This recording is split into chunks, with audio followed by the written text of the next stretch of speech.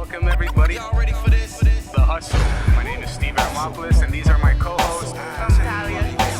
And I'm Tech Luciano. You may have heard me on radio, you may have never heard of me at all, but that's okay. Cause y'all gon' learn today. Your whole life was a struggle, had to make it out the jungle. This is a show for you. Welcome to the hustle. Under pressure, never break a fold. Keep chasing your goals until you blow. Now, welcome to the hustle. Welcome back, everybody, to another episode of the Hustle Podcast.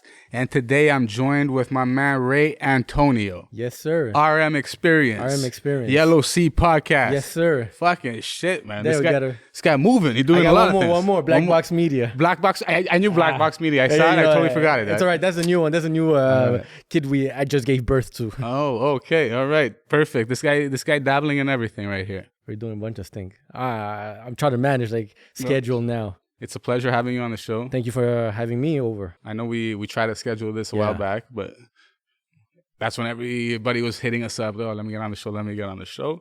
And finally, we had some open space, and I'm like, I gotta get Ray on it. It's cool, and you have to be selective too, because I get a lot of requests over our podcast. Mm-hmm. At one point, there's a feeling you want to go to on how you want to approach a conversation, and some people I find like, you know what, I'll put you on the side yet. I'll let you come when you're ready, and but before that, you want to focus on certain direction you want to go. So I totally understand what you mean about that. Mm-hmm. Well, thank you for making the time to come on the show, bro. Thank you for making the time on a Sunday. What did I see?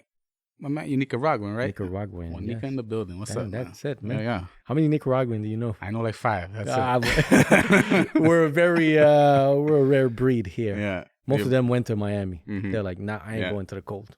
Too cold for me, Canada. I'm surprised you're here, bro. I'm surprised. You told me you're from the Bronx, no? Or yes. Yeah. Started in the Bronx. Let's hear about that. Let's hear about the come up in the Bronx. Well, you see, I'll give you like the before, and then when it comes in the Bronx, this is where like the hustling mentality comes from. Let's hear the before. So the beginning, I was born in Nicaragua, came to Montreal at 1 year, but moved to New York at 9 when my mother got married. Mm-hmm. So at 9, this is where, imagine a Latino that doesn't barely speak English, speaks French, going to the Bronx. Already there is like a social disconnection from everything. I didn't have any friends. I had my cousins and all, but he didn't have anyone. Mm-hmm. And you need to adapt. You need your primos, bro. Yeah. And in the Bronx, as opposed to here being in Montreal where it's so diverse, over there it's like there's only 2 kind of people, Hispanic and black people. Mm-hmm. That's it. The white people were like the more of the minorities, I would say, the Italians, Irish. But at the same time, you have to understand really what it is to be a Canadian going to the States at that period of time. That was like 98, something like that. Americans are proud. Yeah. From the get-go, they're proud. So anyone like that's from anywhere else, it's below them. Mm-hmm. So me introduce myself as being a Canadian. Oh, it didn't pass. Mm-hmm. I was a prey right there. Like everyone wanted to get a piece of me. Yeah. Because even the Latinos, right? They're like, exactly. Canadian, bro. They didn't even know. They didn't even know the term Canadian. It's Canada boy. Come here. Wow. So now you have to defend yourself to that, and you don't know anything because Montreal is Saint Leonard, where I grew up, where I was raised. It wasn't as rowdy as now you go into the hood. Yeah. So that's where the story begins. Like first you have to outpace really where you are. You have to adapt. You have to, create friendship. You have to create your own identity. Mm-hmm. This is early teenage years, and so everyone's picking on you. And you have to stand up for yourself. And something I speak a lot in my podcast, it's the diversity, the factor of how can I say it?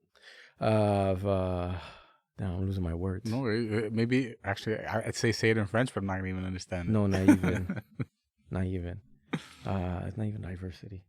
Damn, I'm losing my words. But anyway, you're trying to get there, and adversity. Okay, overcome the adversity. Exactly. What I mean?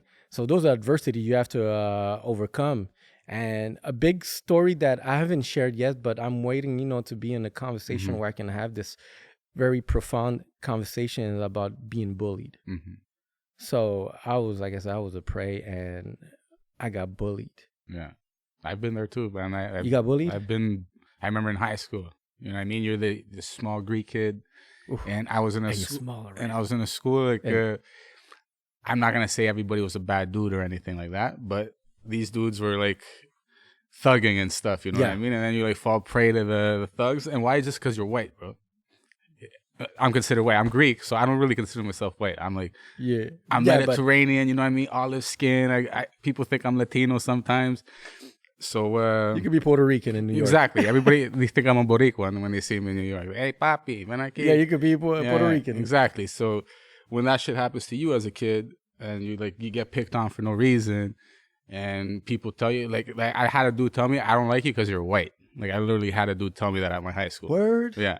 Word. And I just looked at him like, okay. Okay. Yeah, and like I left it at that. Like, dude, I'm not gonna entertain this. I had a dude come up to me and tell me that he's like, I bet $5 that this guy can beat you up, and I'm like, he's putting money on me to fight this like Crip guy, Uh-huh. and I'm like, dude, I'm not gonna fight somebody for $5 so you can make $5. So there was always these little situations, you know what I mean? And I overcame that shit. Yeah. But you see, that's the adversities that I think when you talk about hustling and, trying like, grind, the adversity is something that I find mold a person. Mm-hmm. And me, when it came to the bullies, today I'm thankful of having them because they molded me. The first one I remember, like his name was Giancarlo, a bum ass kid. He was a short kid too, but he's just like hoodlum, hood rat. Yeah. I call him. And when I was brand new, fresh out the box, come into that school, he knew I was new. He felt the thick accent too, so he would pick on me. And at first I gave in. So like I was like, yo, give me $1. I gave him $1. Like that was my lunch money. Like but fuck it. I didn't have any friends, anyone to defend myself with. But at one point, you just fuck it. You're done. Yeah. And so at one point when I had enough, I stepped back to them, and over, that's what people started realizing. So I stopped being scared, and I decided to fight back.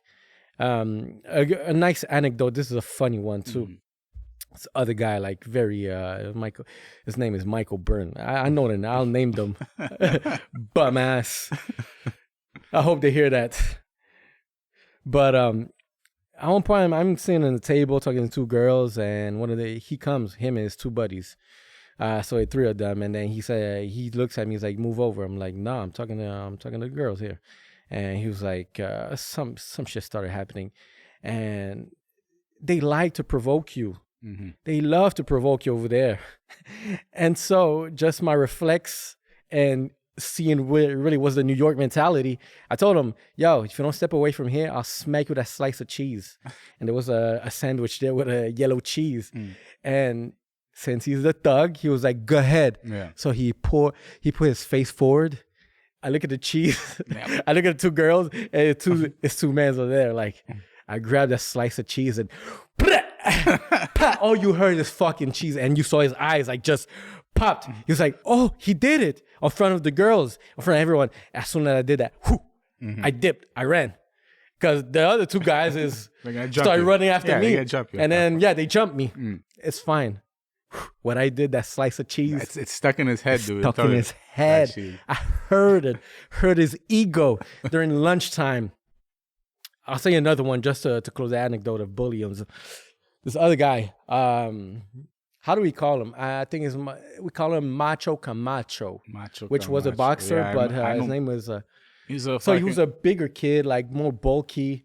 And every 7th period, which was like the switch between 7th to 8th, the last class on a Friday, our class met. So there was this hallway that would split, and right at there, he had a class there, I had a class there, but I had to go through there. I can't like go anywhere else. So I would see him. So every time we'll come there, he would always wanted to challenge me to something, like always trying to like press my buttons. At first, I moved away because I didn't want to get into it because I was scared, obviously. But at one point, once after you stepped up to your first bully, you smacked cheese out of the other one. Yeah. So what's the worst that could happen over here? Mm-hmm. So this guy like challenged me to a slap boxing contest. I don't know if like over here people did it, but over No, there I don't think we do slap boxing. Here. We would do knuckles and shit. in junior high school and high school in New York, shit, it was like a slap boxing contest. We had to slap box. That's not to mess anyone up with a punch unless you start to get into a real beef. Yeah. So all right, fuck it, gotta slap box now. So I raised my hands. He raised his hand, and that's why I discovered something about myself. That's why I'm thankful for these bullies. So he swings. I did, and then I just swing back. Poof, caught him. Then another one. Pop, pop, pop. Like Bruce So Lee yo, over I there, was like, oh shit, I got hands. I got hands. I didn't know I had hands. I never really tested them. I never really tested these reflexes. Yeah. I was smacking the shit out of him, and he was getting pissed too because he was getting smacked in front of everyone. He was a big bully. I was a little immigrant Canada boy.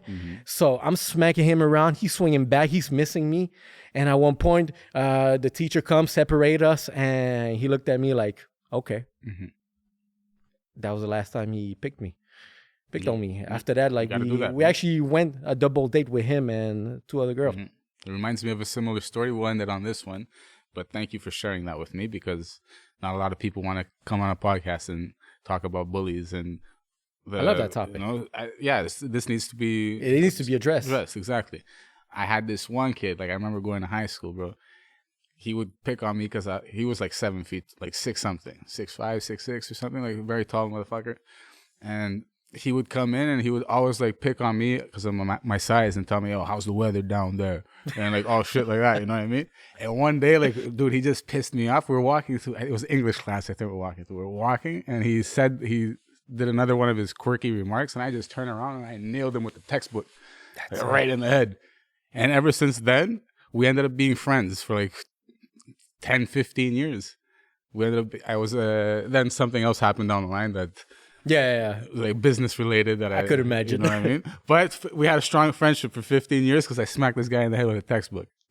Honestly, if I have to give a message to anyone going through this situation, just get beat up, but fight back. Yeah. They will respect you if you smack. And like I said, I discovered my hands. After that day, I wanted to become a boxer.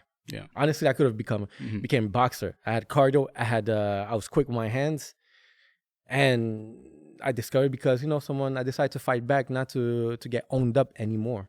And I find that in this age where bullyism is very strong, cyberbullyism, that one I don't know yet how we could handle it.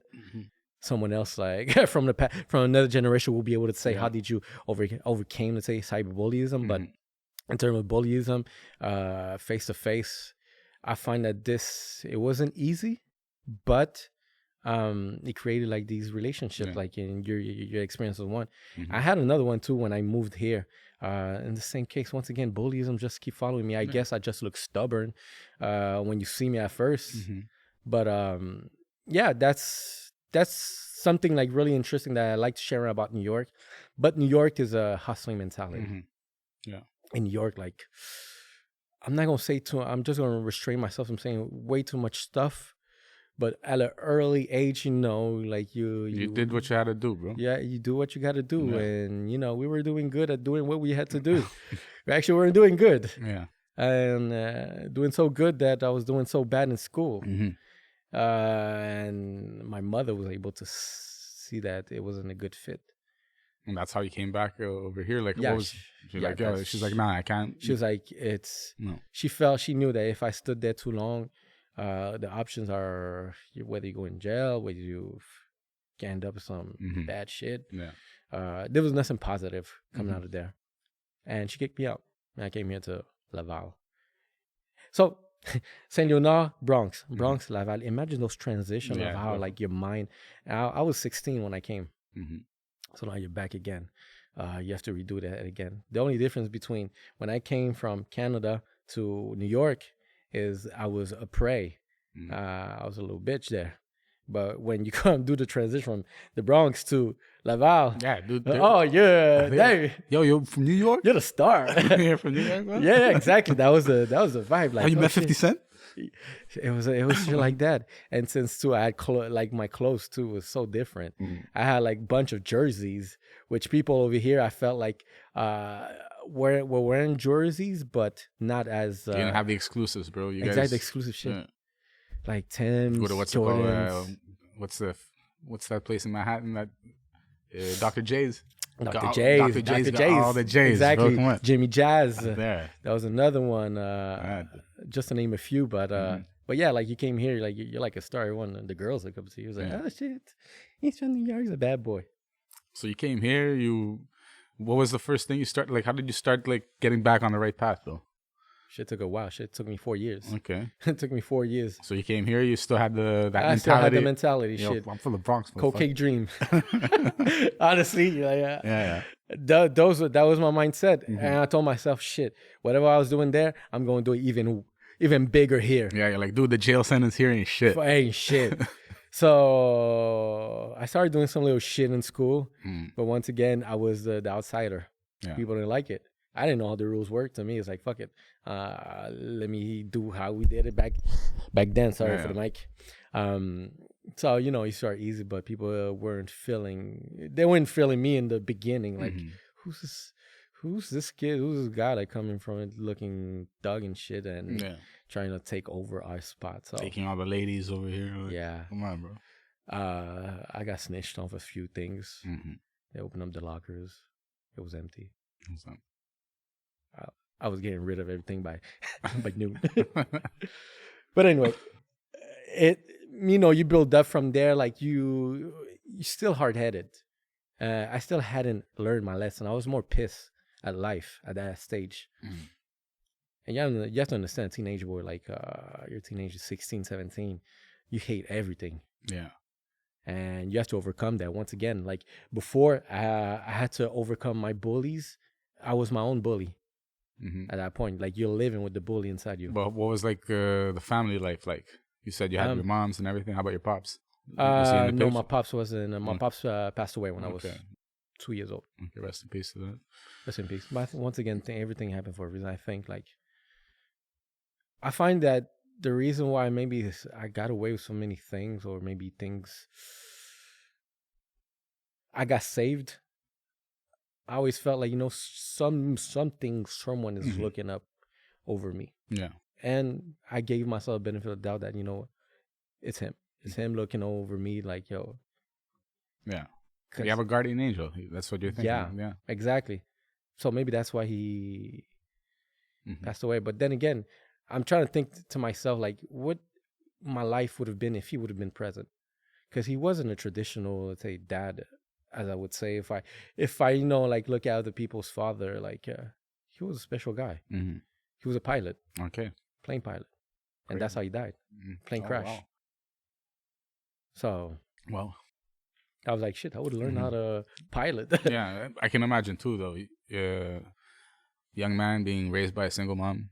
And not even at that, she's sending you away. Yeah. So I came over here to live with my aunt. Yeah, that's like, bro, you don't even have exactly any parental figure. You have your aunt, but I don't know how much what's it called? She has how much authority she can have over you because she's not your mom's. You know what I mean? She was like my second mother.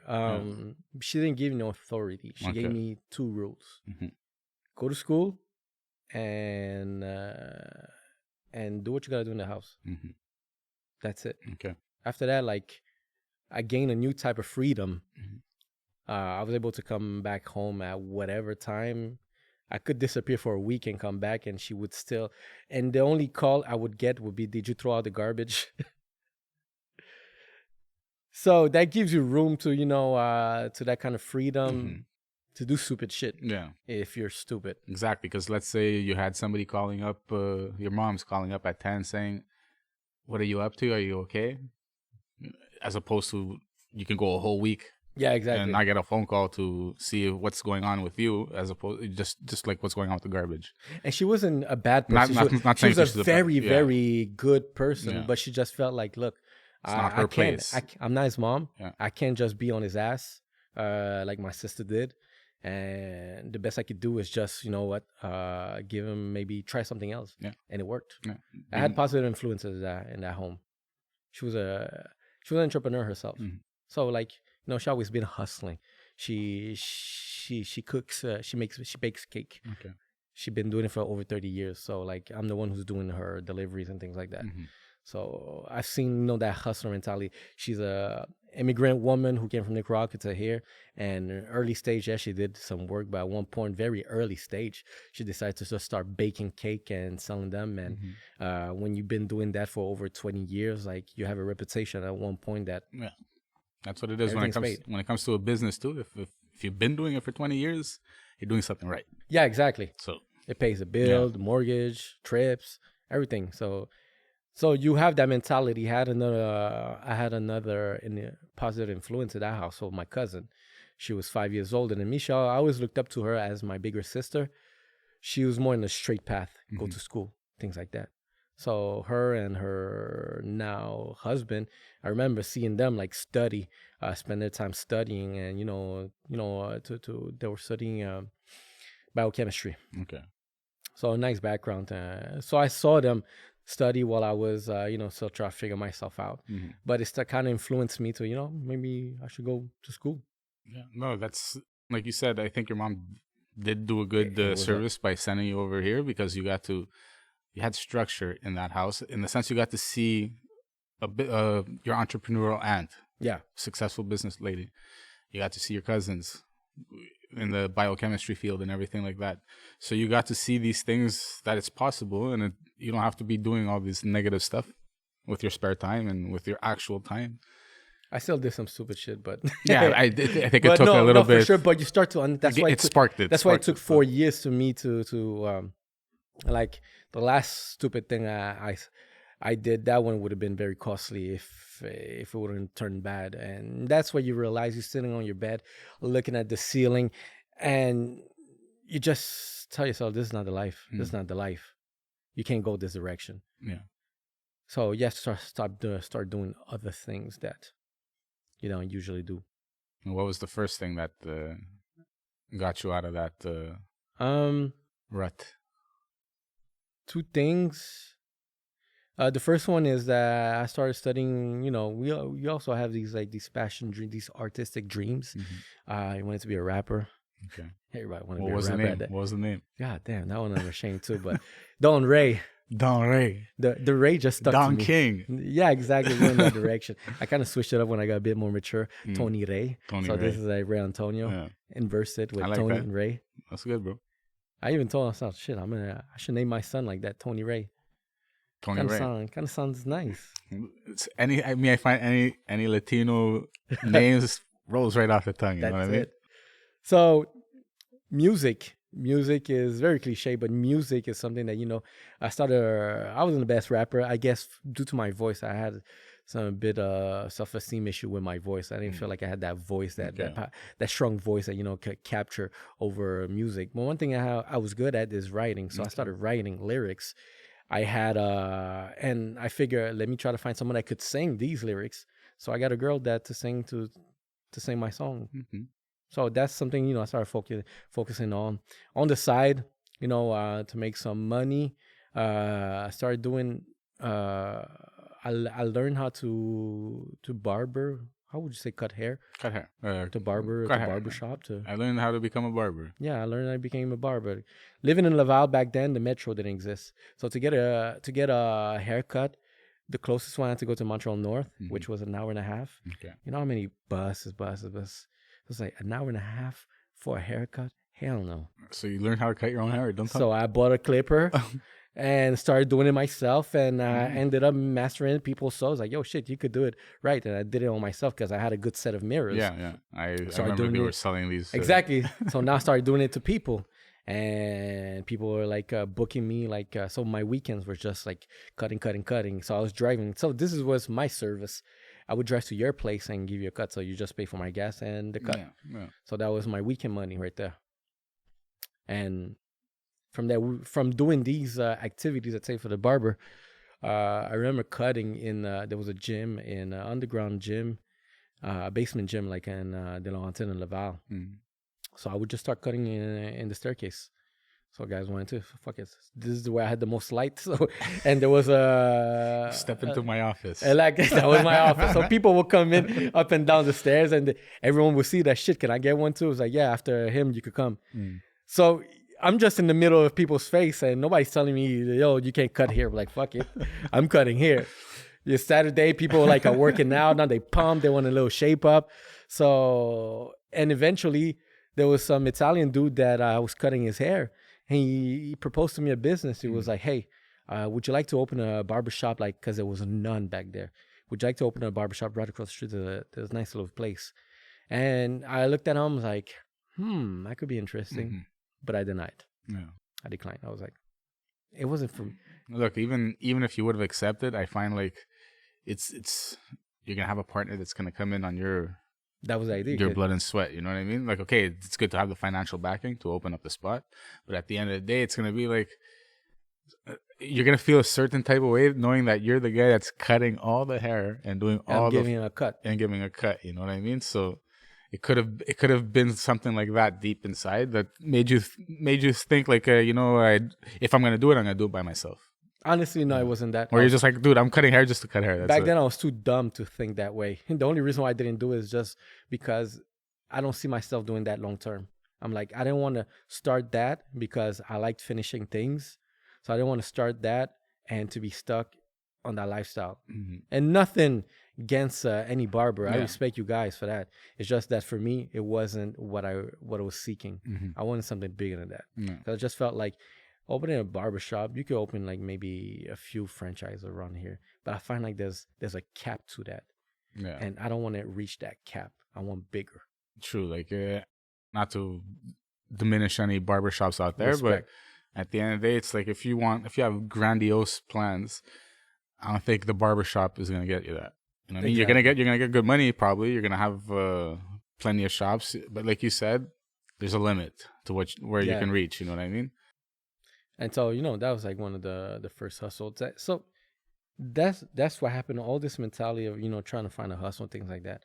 It always comes back down to New York. In New York, this is what you're taught at 14 years old. Hustle your way to get there to be here. So there, like, I started barbering. It works out and I was making good money.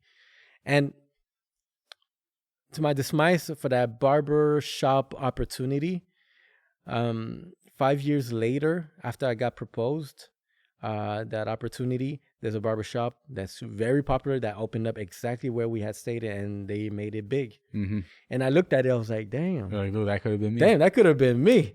That could have been me, honestly. Like, if I would have done things right, I think that could have been me because this is the same spot. But I was just 5 years earlier. Because there, even barbershop wasn't even the same culture that it is now. Yeah. Right now, it's like a barbershop everywhere, and it's very tight, I find, into our culture. Meanwhile, in New York, barbershops just everywhere. Yeah, right. And I remember when I was in New York, bro, they had the hot towel and everything. Yeah, I know that. Throw that shit on you. everything. Here you can. I know one place that gives you the hot towel treatment. One place. Not that many. So, Yeah. so that was that. And I was doing the music on the side. But working with a girl, doing music, you start catching feelings. We're guys. We're weak. Yeah. We're weak. We don't know how to handle ourselves emotionally. So I started catching feeling for her. And I think she felt the same way too. But I think we also felt that if this happens, the other project's not going to work. Yeah, the music's done at that point. It's done. Yeah. It's done. So there was a little fling. And that little fling was just like the beginning of the end. So it split. Okay. So I had I had my whole studio and just sold didn't really sell. I was just too attached to it. Went back to school. Went to university. And I felt like, let me see what I find there. University was also I went to university, I guess, out of pride. Okay. Because I had this asshole director back in high school here. The dude, because I was in no good once again in school. The guy said he looked at me because I got into a beef with another bully. These guys follow you everywhere. And my director looks at my grade. They're not amazing. And it's half year. And he looks at me and he was like, and these are things that's certain thing I didn't like, because he saw my back. He was like, "You from New York?" He was like, "Were you in a gang?" Like, I'm looking at him. How the fuck you ask me because I'm from New York, I'm in a gang? How like smart are you? Like, really, is that the first question you ask with an 18-year-old? Yeah, it's like super stereotyping, right? Exactly. And that I didn't like, but you know, I didn't take it. I didn't get that emotional when he said that. I was like, yeah, whatever.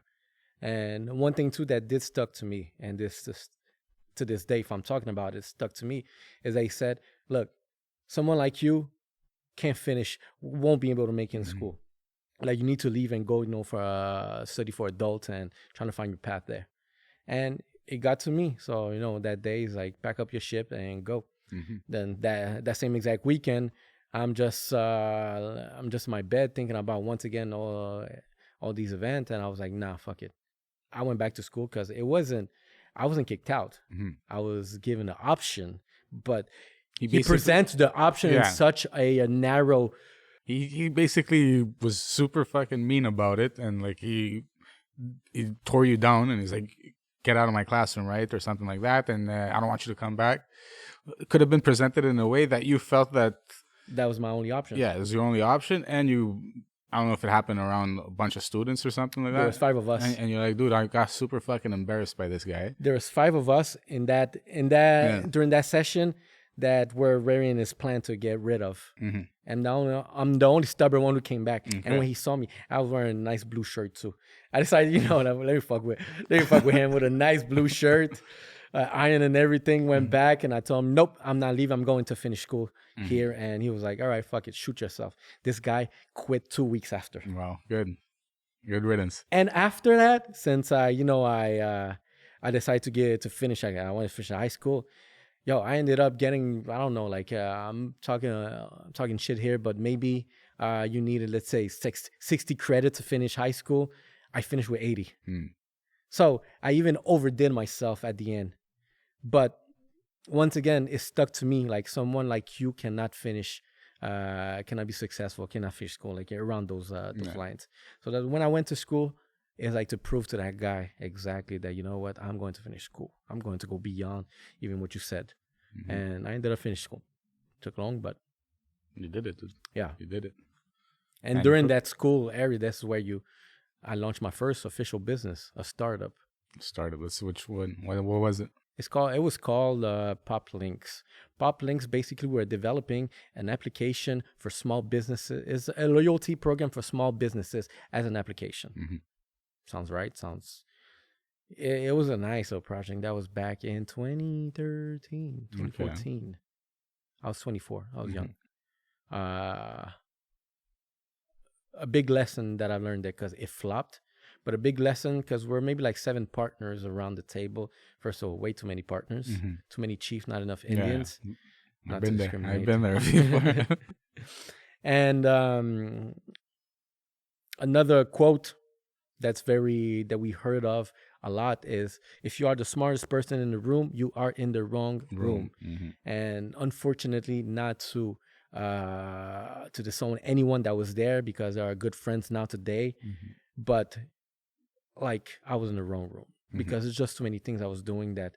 How am I just a partner, but the guy who calls himself the president? How you come to the office at 1 p.m., but I'm here at 7 a.m.? That's one of my fucking pet peeves, is people that don't wake up early and get shit done. You know what I mean? Especially like you said, 1 p.m. Like, when I lose my shit when that happens. Like, dude, I've been awake since 6:30. I ate breakfast.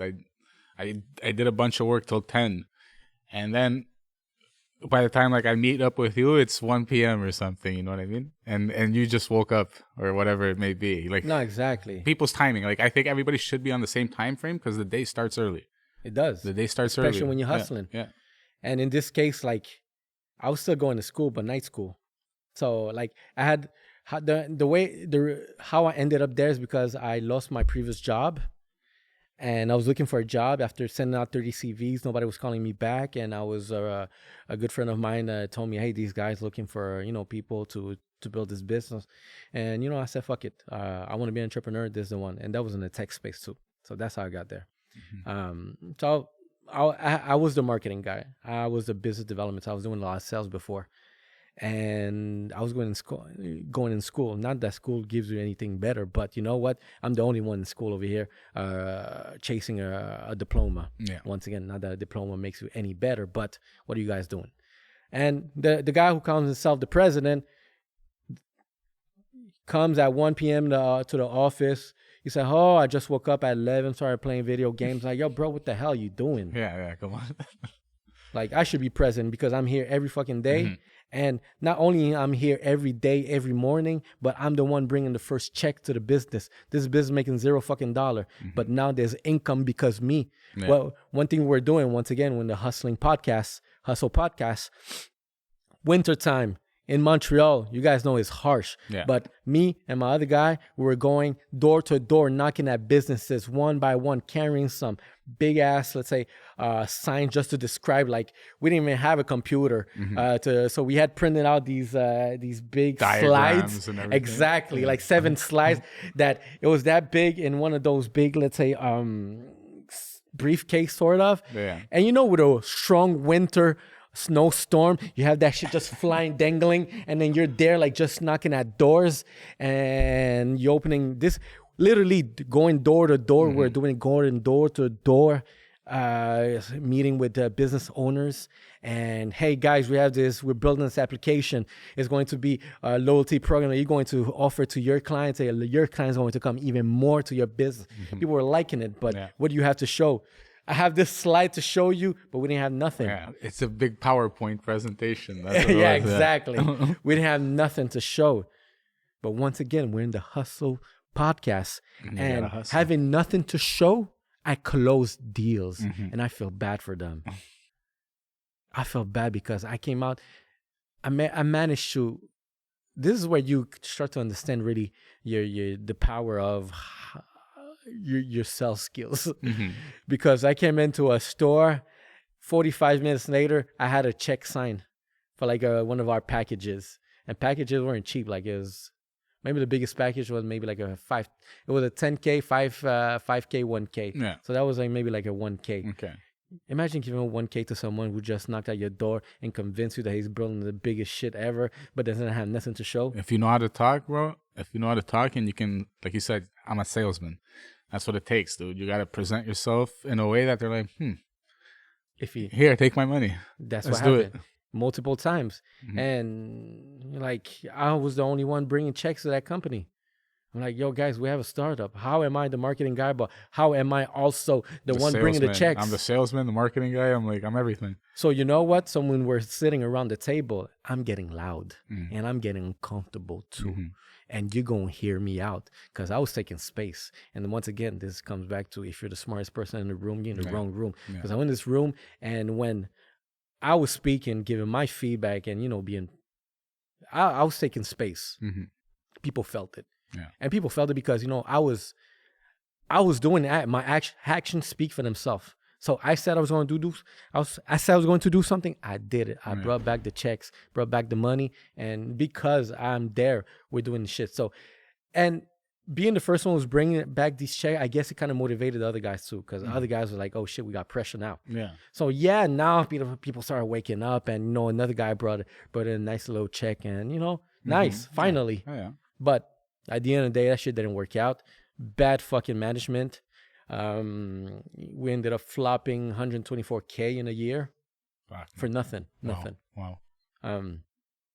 I lost all my savings because I was there doing that like full time. I wasn't working on the side doing some little shit shop, paying my bill. I put all my savings that I gathered up from these previous years to invest towards paying my my monthlies, my car, my phone bill, paying my school. I was still going to school at night, so I was going knocking doors to door like on a daily basis for this startup, and after that heading to HSC to get my fucking diploma. Yeah. Didn't work out. I got a gig after that, and the gig lasted a year. Once again,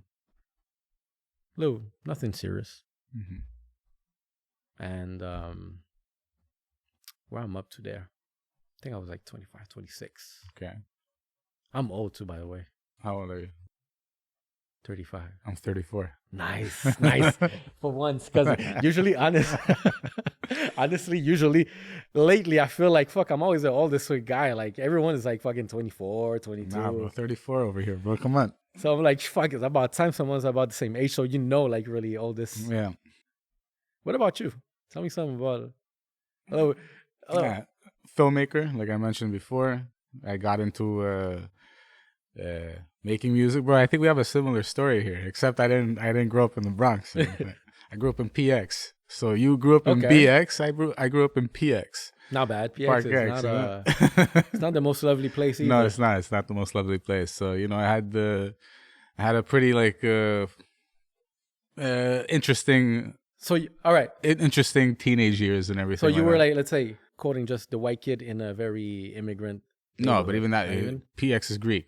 The Greek neighborhood. It's a Greek neighborhood. At least it was so back then. I'm thinking about more like the Indian community. Yeah, then now it's Indian. Okay. Now it's Indian. But when I was growing up, it was Greek, and like back then there was a lot of like bad influences in the street. Yeah. You know what I mean? And like all the bad, like all the dudes that I grew up looking up to, like almost 90% of them are in jail. Some of them are dead. You know what I mean? But a lot of these guys are locked up. So that's the type of people that I had in my circle. I always had to hustle when I was coming up. I didn't have it. My mom wasn't really around, you know what I mean? Single mother. And she was working a lot. So I had that situation right there. So I had to go out and get my own money. And I remember I got my first job around 16. First job around 16. I lasted 1 day at that job, bro. I broke a glass. The dude wanted me to pay $5 in a restaurant. Yeah.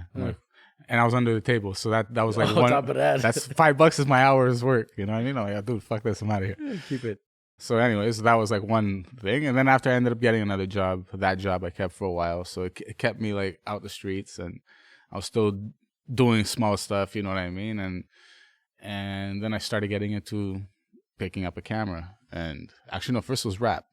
I started getting into rap first. Started trying to rap. What was your rap name? A little one, bro. A little one. A little one. Yeah. Because I was the smallest dude in the bunch, you know what I mean? And it's the thing is, they used to call me Mikruli, which in Greek means little one. So I'm like, I'm not going to call myself Mikruli and nobody's going to know what the fuck it means, you know what I mean? So I thought I was original, little one, you know what I mean? Then after I found out there's like a bunch of littles and shit like that. Oh, shit. So yeah, that's what it was. I had a good time rapping. Rapping was fun, bro, but it wasn't for me. Yeah, it wasn't for me, bro. It doesn't pay the bills. I got into videos, been making music videos, photography, shoot short films, write, direct.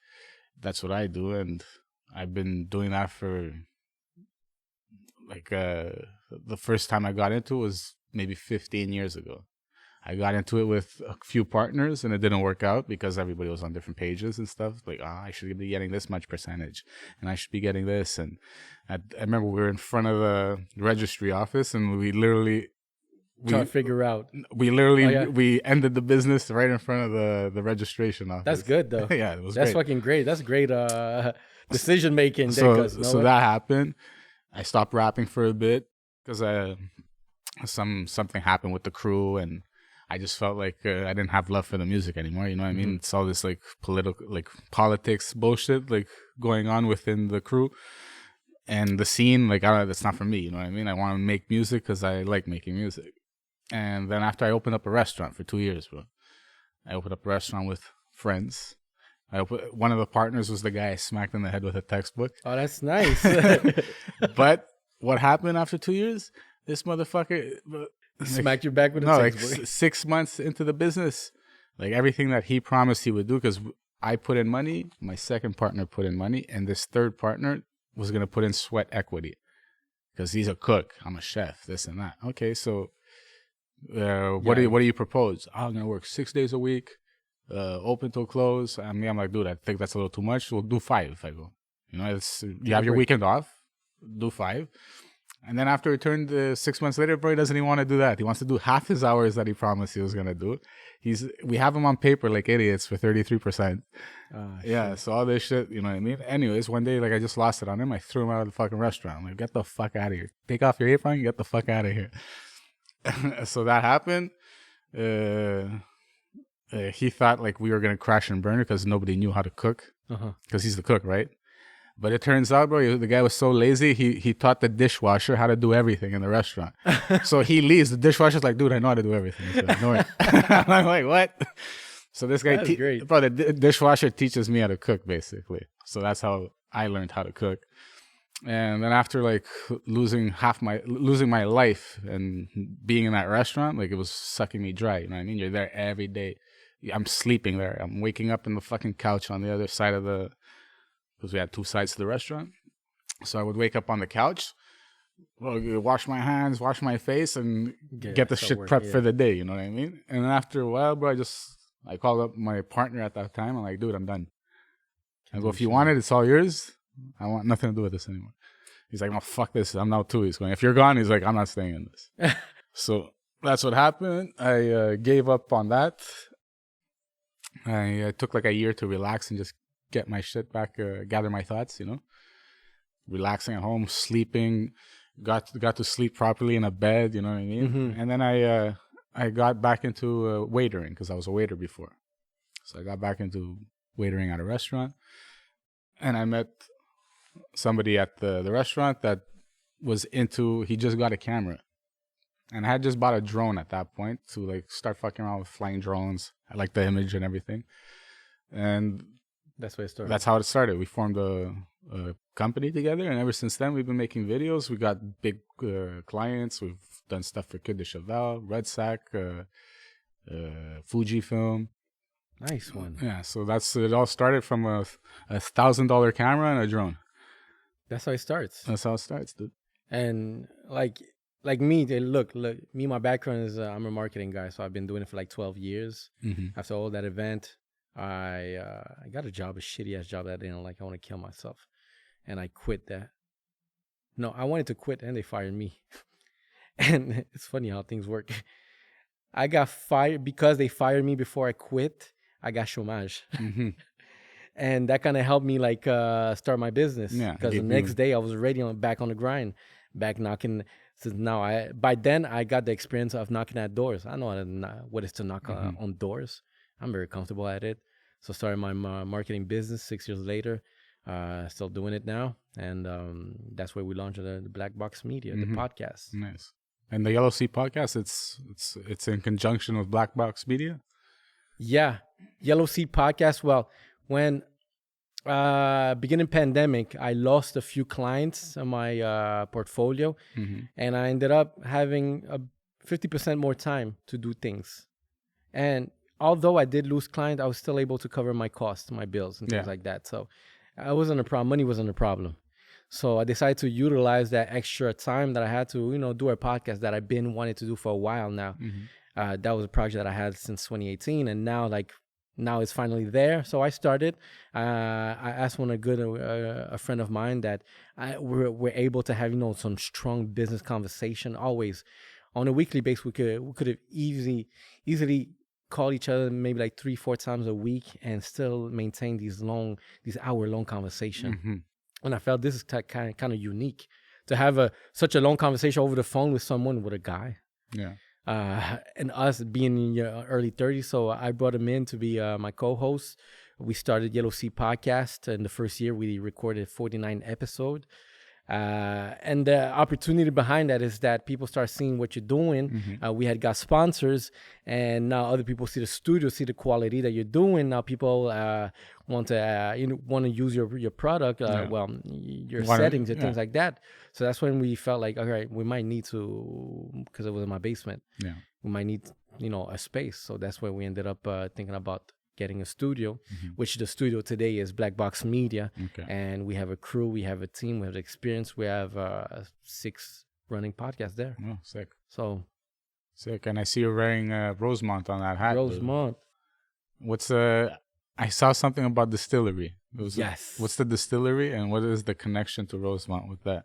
I wanna, like, when you're in business, when you're hustling, one thing that I've learned throughout the years is that you could do it alone and go fast, or you could do it with other people and go far. And when you start teaming up with people, a lot of things start unraveling before your eyes, and you start accomplishing different things that alone you couldn't been possible. Rosemont, it was one of those partners of the podcast that allowed us to go to further, because one of the segments of our podcast before was we wanted to promote local product, and one of the local product that we find ourselves comfortable on sharing was alcohol. So let's discover what local alcohol has to offer. So we would get a bunch of alcohol and from La Sac and try it out. Oh, today we're trying this rum. Oh, today we're trying this wine. Oh, today we're trying this spritz.